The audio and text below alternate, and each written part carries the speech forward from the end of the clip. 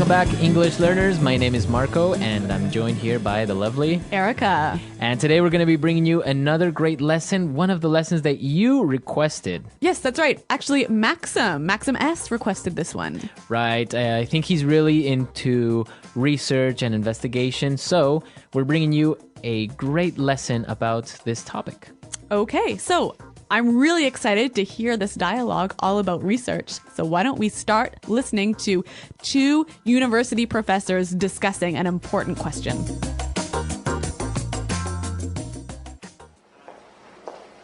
We've been over this 1,000 times. The data is irrefutable.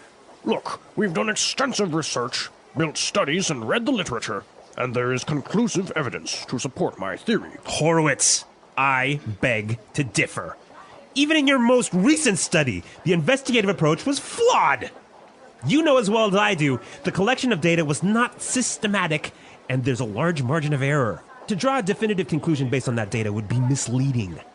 That is preposterous. You are trying to single-handedly solve one of the world's greatest mysteries, and yet you're oblivious to the fact that you're wrong.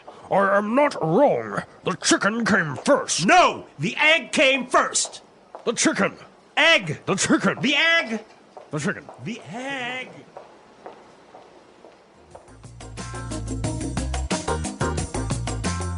All right, so interesting. Which came first, the chicken or the egg? It's an age-old question, isn't it? And apparently, they are not going to agree anytime soon. All right, well, what they can agree about is this awesome language. So why don't we take a look at it now in Language Takeaway. Language takeaway. Okay, on Language Takeaway today, we have some really great words, and this first one is really good. Irrefutable. Irrefutable. Irrefutable. The data is irrefutable. Okay, so if the professor says that the data is irrefutable, what does he mean by that? He's saying that you cannot deny it. It is really, really true. It is really true. There is no way this is a lie. Exactly. Okay. Irrefutable evidence, for example. Yeah, that's a great phrase. All right, so the professor complained that Dr. Horowitz's experiment was flawed. Flawed. Flawed. So, flawed. Is that an adjective, a verb, or a noun? It is an adjective Okay. here. Now, when something is flawed, there is a problem with it, right? Okay, There's so a it mistake. has an error. Yep. Okay. So this adjective is a way of saying that his experiment has a flaw. A mistake. A mistake. Exactly. So flawed is the adjective of a flaw. Right. Okay. Now, the reason that his study or his experiment was flawed is because that it was not systematic. Systematic. Systematic. So systematic. That's an interesting word. Now, I think we can recognize the word system in here, right? Right? So when something is systematic, it follows a process. A certain order. Yes, a certain system. Right. So that's basically what systematic means, to follow a certain order, to be more organized, right? Exactly, yep. Okay. And what about our next word? Preposterous. Preposterous. Preposterous. That is preposterous. I love this phrase. It usually goes together, right? That is preposterous. Yep. Okay, so what does it mean when I say that? It means it's absurd. It's ridiculous. Right.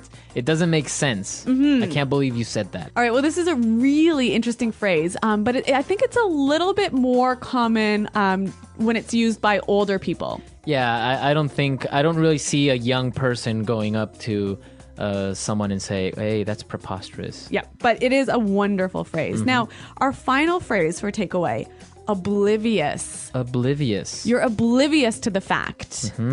So a person that is oblivious to something. They don't know, or they're unaware. Okay, so they ignore maybe the facts, or Exactly. they don't see it. Yeah, you're oblivious to the fact that we're in a recession. Okay, or he is completely oblivious. You can just say it like that, right? Yep, he doesn't know. Okay, so we took a look at some of the great vocabulary we found in the dialogue, but there were also some really good phrases that I think we should look at. Okay, and let's take a look at those and putting it together. Putting it together. You know, Marco, one of the things I love about English is the way that words seem to fit together, like blocks coming together. And here we have a lot of great examples of these words that fit together really nicely. Okay, so why don't we look at those? And our first one now is extensive research. Extensive research. Extensive research. All right, so we know extensive means A lot. a lot. Yeah. So that's really good when you put it together. Extensive research. It means you have A lot of research. you have really studied, you have really looked things up. Mm-hmm. Okay, extensive research. Another great research-related phrase here is conclusive evidence.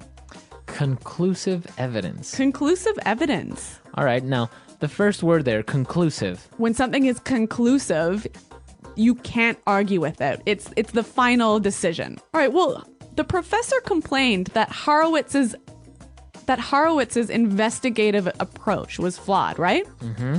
So this is our next phrase, investigative approach. Investigative approach. Investigative approach. Okay, so I remember the word investigate is a verb. Yes? But in this case, it's an adjective. adjective. When something is investigative, it's obviously having to do with An investigation. Mm-hmm. So the approach so when he said investigative approach. just simply the way you investigate The problem. The way he investigated. Okay.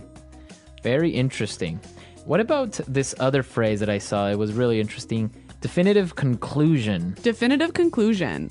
So a definitive conclusion. All right. Well, again, I think we know the word conclusion, right? Okay. So it's a final judgment or decision. All right. When something is definitive, you can't argue with it or change it.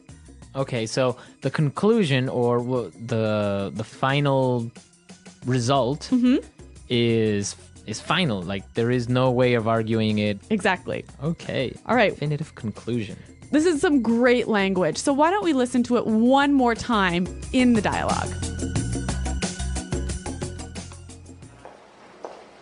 We've been over this 1,000 times. The data is irrefutable. Look, we've done extensive research, built studies, and read the literature, and there is conclusive evidence to support my theory. Horowitz, I beg to differ. Even in your most recent study, the investigative approach was flawed.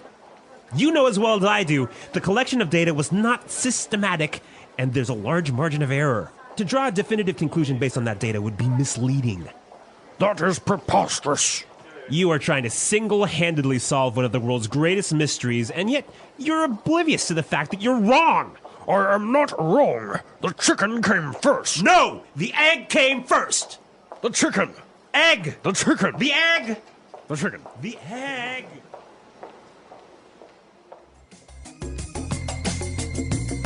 So, an interesting question. What do you think? What came first, the chicken or the egg? Well, if you ask me, it was the egg. It was the egg? Yeah.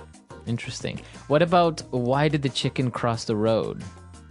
To get to the other side. Do you think that's really the reason? Well, there's a million different reasons, but this is great. I'm glad you brought that up because this is like the classic English joke. The classic English joke, right? Why did the chicken cross the road? And the answer is always...